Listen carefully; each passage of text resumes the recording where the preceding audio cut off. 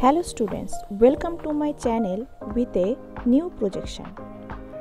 আজকে আমরা শিখব মার্কেটর প্রজেকশন অর্থাৎ মার্কেটর অভিক্ষেপ। এই প্রজেকশনটি শিখে নেওয়ার আগে আমাদের এই প্রজেকশন সম্পর্কে কিছু জিনিস জানতে হবে, যেমন এর ব্যুৎপত্তি অর্থাৎ এটি কিভাবে আসলো।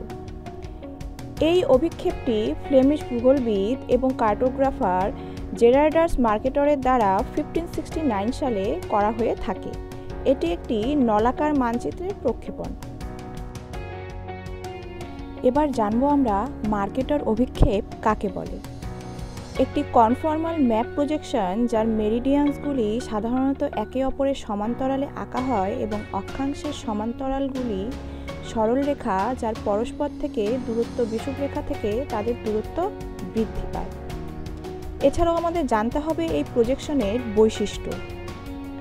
মার্কেটর অভিক্ষেপ সঠিকভাবে নেভিগেশনের দিক নির্দেশকে প্রতিফলিত করে এবং মহাদেশের প্রকৃত আকার এবং অবস্থানকে বিকৃত করে।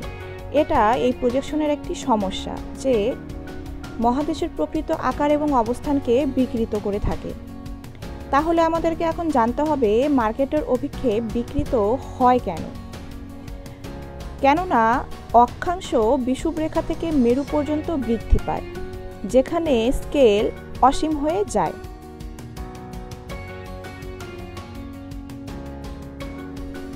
এই প্রজেকশনটি শেখার জন্য আমাদের একটি টেবিল জানতে হবে, যেই টেবিলটি তোমাদেরকে মুখস্থ করতে হবে, নয়তো এই প্রজেকশনটি করা সম্ভব নয়। যেই প্রশ্নের উপর ভিত্তি করে আমরা আজকের কাজটি শিখব, সেই প্রশ্নটি এবার দেখে নেওয়া যাক। একটি মার্কেটর অভিক্ষেপ অঙ্কন করো যার RF 1:200 মিলিয়ন এবং অক্ষরেখা ও দ্রাঘিমা রেখার ব্যবধান যথাক্রমে 15 ডিগ্রি ও 30 ডিগ্রি। এরপরে আমাদের যে কাজটা করতে হবে সেটা হচ্ছে, আমরা এর আগে শিখেছি, আমরা জানি পৃথিবীর প্রকৃত ব্যাসার্ধ 640 মিলিয়ন সেন্টিমিটার বা 250 মিলিয়ন ইঞ্চ। এরপরে আমাদের স্টেপ 1-এর কাজ হচ্ছে ক্ষুদ্রায়তন পৃথিবীর ব্যাসার্ধ নির্ণয়।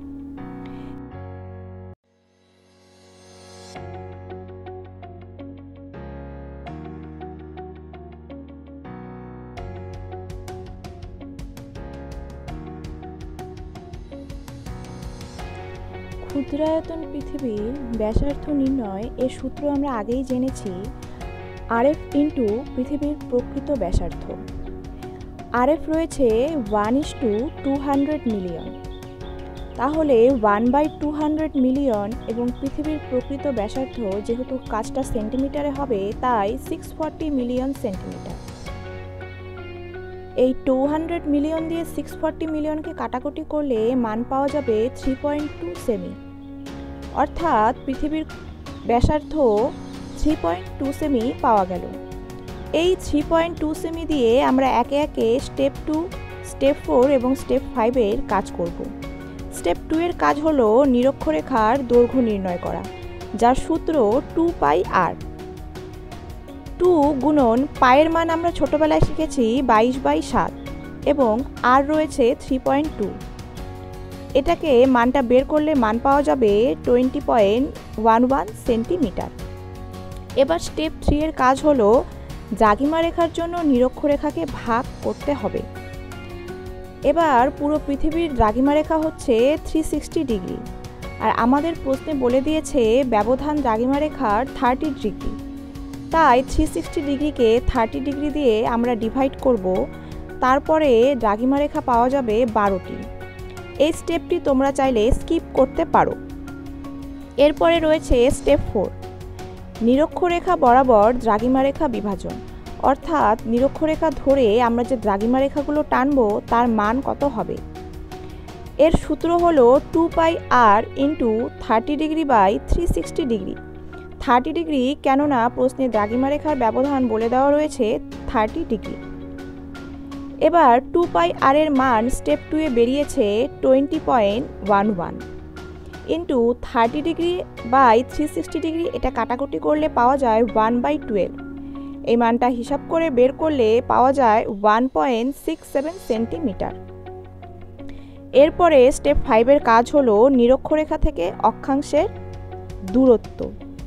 এই কাজটা করার জন্য আমাদের আগের টেবিলের সূত্রটি প্রয়োজন। প্রশ্নে অক্ষরেখার ব্যবধান বলে দেওয়া হয়েছে 15 ডিগ্রি করে। তাহলে 0 degree, 15 degree, 30 degree, 45 degree, 60 degree, 75 degree, এভাবে আমরা একে একে অক্ষরেখার মানগুলো বের করে নিব। এরপরে আসা যাক ছবিতে। ছবি করার জন্য আমাদের প্রথমে স্টেপ 2 এর মানটা প্রয়োজন, যার মান 20.11 সেন্টিমিটার। তাহলে আমাদের স্কেল দিয়ে প্রথমে 20.11 সেন্টিমিটারের একটি দাগ টেনে নিতে হবে। এরপর এই 20.11 সেন্টিমিটারকে অর্ধেক করে আমাদের সেন্ট্রাল মেরিডিয়ান টেনে নিতে হবে। 10.05 সেন্টিমিটার অর্ধেক করে আমরা সেন্ট্রাল মেরিডিয়ানটি টেনে নেব। এরপরে স্টেপ 3তে আমরা জেনেছি দ্রাঘিমা রেখার জন্য নিরক্ষরেখাকে ভাগ করতে হবে 12টি। তাহলে সেন্ট্রাল মেরিডিয়ানের বাঁদিকে 6টা এবং ডান দিকে 6টা, তাহলেই আমাদের 12টি দ্রাঘিমা রেখা পাওয়া যাবে। এরপর কাজ হলো স্টেপ 4-এর, যেখানে মান বেরিয়েছে 1.67 সেন্টিমিটার। এবার ডায়াগোনাল স্কেলের সাহায্যে ডিভাইডারে 1.67 এই মানটিকে নিয়ে একে একে বাঁদিকে 6টি এবং ডান দিকে 6টি বিন্দু করে নিব। তোমরা যদি ডায়াগোনাল স্কেলে মান নিতে না জেনে থাকো তাহলে আমায় কমেন্টে জানাবে, আমি তোমাদের ডায়াগোনাল স্কেলে কিভাবে মান নিতে হয় সেটা আলাদা করে ভিডিও করে শিখিয়ে দেব। এরপরে দেখো স্টেপ 5-এর কাজ। স্টেপ 5-এ যে মানগুলি এসেছে 0 ডিগ্রি তো হলোই, যেটা নিরক্ষরেখা। এবার 15 ডিগ্রির যেটা মান সেটা হচ্ছে 0.84।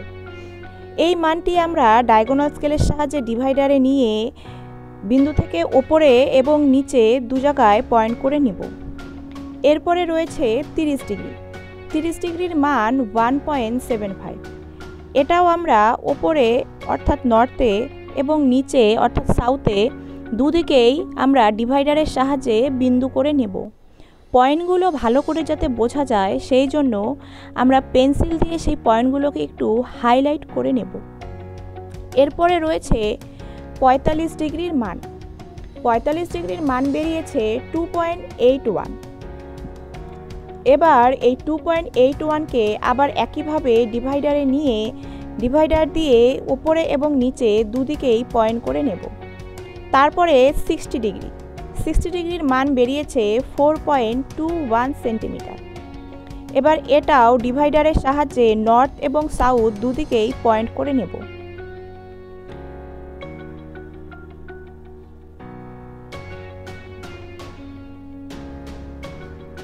তারপর রয়েছে 75 ডিগ্রি। 75 ডিগ্রির মান বেরিয়েছে 6.48। ডিভাইডারের সাহায্যে আবার এই 6.48 এই মানটি দুদিকে দিয়ে নেব। এই মানগুলো দেওয়া হয়ে যাওয়ার পর আমাদের প্রয়োজন পড়বে সেট স্কোয়ারের। তার আগে এই যেহেতু আমরা লেন্থটা পেয়ে গেছি চারপাশের, তাই পেন্সিল দিয়ে আমরা কি করব, চারপাশটা একসাথে জুড়ে দেব।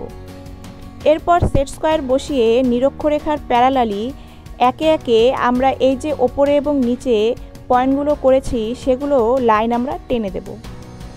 তারপর সেন্ট্রাল মেরিডিয়ান বরাবর আমরা বাঁদিকে এবং ডান দিকে যে দ্রাঘিমা রেখাগুলো পেয়েছি, যার পয়েন্টগুলো আমরা আগেই করে নিয়েছি, সেটাও সেন্ট্রাল মেরিডিয়ানের প্যারালালি একে একে করে নেব।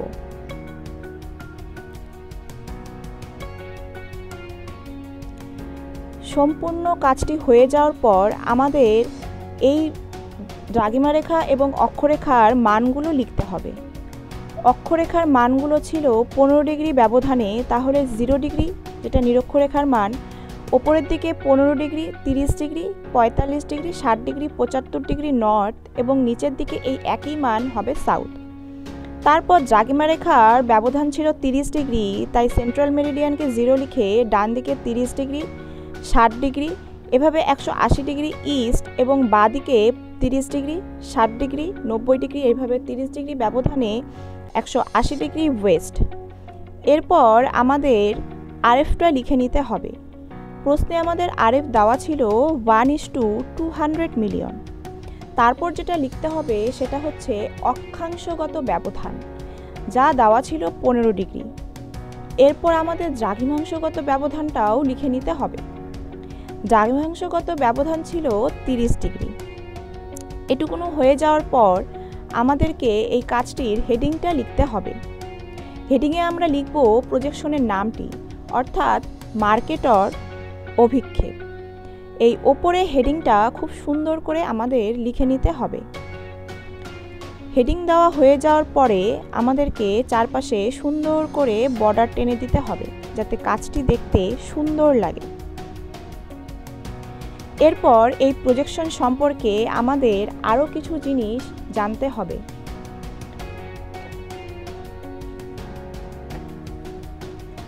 যেমন মার্কেটর অভিক্ষেপের সুবিধা কি?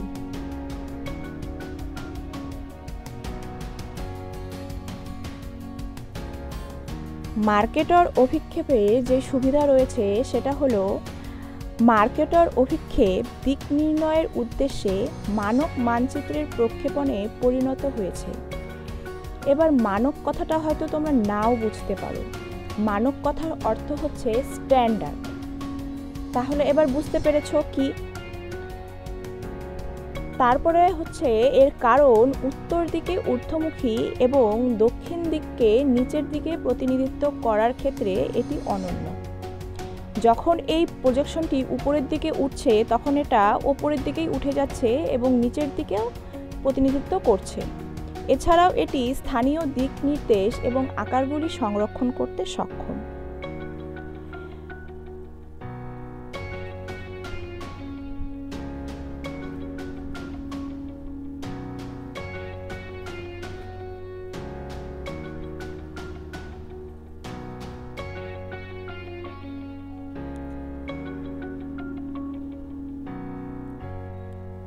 যেমন মার্কেটর অভিক্ষেপের সুবিধা রয়েছে, ঠিক সেরকমই মার্কেটর অভিক্ষেপের আবার অসুবিধাও রয়েছে।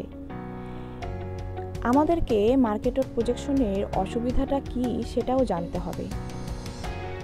মার্কেটর অভিক্ষেপ নিরক্ষরেখা থেকে আরও দৈর্ঘ্য সংরক্ষণ করে না।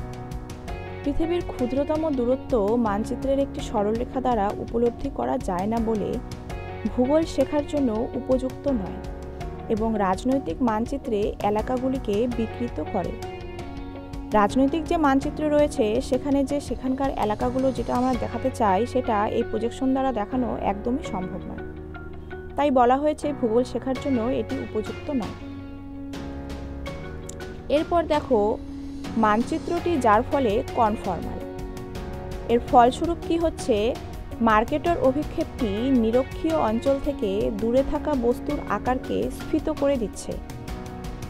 এই স্ফীতিটি নিরক্ষীয় অঞ্চলের নিকট খুব সামান্য, তবে মেরুতে অসীম হয়ে ওঠার জন্য অক্ষাংশের সাথে গতি বাড়িয়ে দেয়।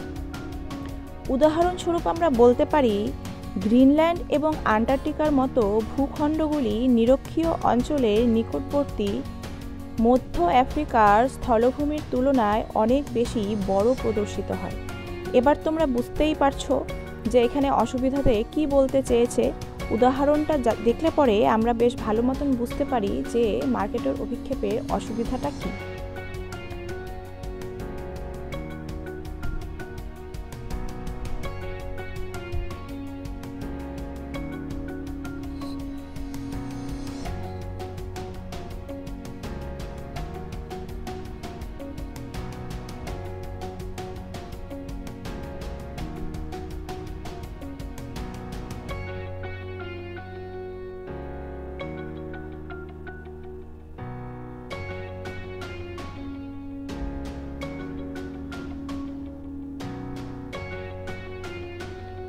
দেখো মার্কেটর অভিক্ষেপের অসুবিধা থাকা সত্ত্বেও এই অভিক্ষেপটি সবথেকে ভালো কেন, এটাও আমাদের জানতে হবে। মার্কেটর অভিক্ষেপটি নেভিগেশন চার্টের জন্য ব্যাপকভাবে ব্যবহৃত হয়। এই জন্য বলা হয়ে থাকে মার্কেটর অভিক্ষেপ সবথেকে ভালো। একটি মার্কেটর অভিক্ষেপের মানচিত্রে যে কোনো সরলরেখা হলো ধ্রুবক সত্য, ভারবহনের একটি রেখা যা একজন নেভিগেটরকে একটি সরলরেখার কোর্স প্লট করতে সক্ষম করে। এবার তোমরা বুঝতেই পারছো মার্কেটর অভিক্ষেপকে কেন বলা হয়েছে সবথেকে ভালো।